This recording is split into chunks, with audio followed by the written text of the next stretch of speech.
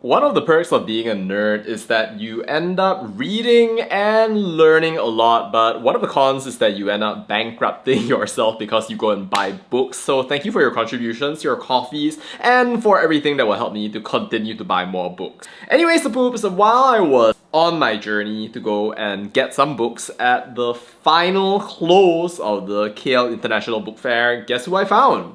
I met Rex Tan.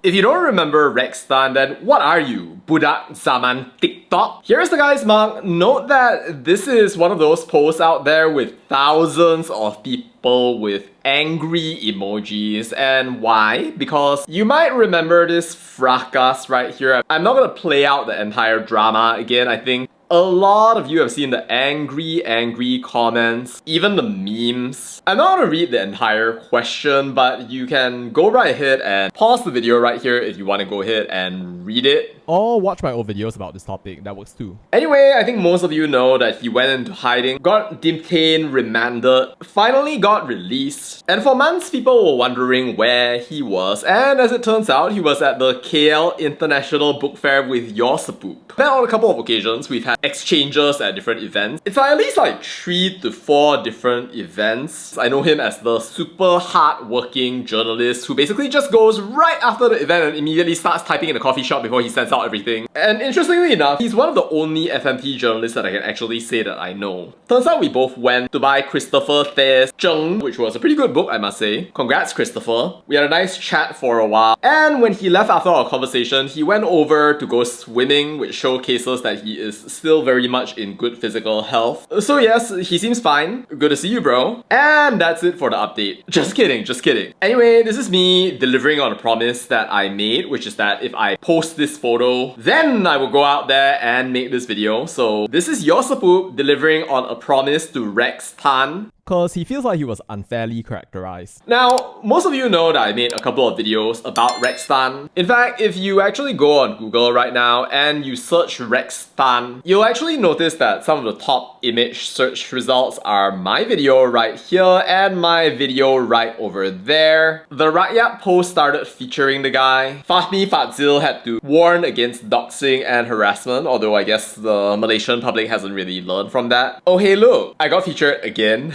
Sometime after I made a couple of my videos, actually, a couple of people reached out, one of whom was actually Rex, and the other person, interestingly enough, was actually a really well-known academic who was just not happy with the fact that I didn't give Rex enough credit for the question that he was trying to ask, and for using the famous Robert Downey Jr. wisdom. Never go full retard.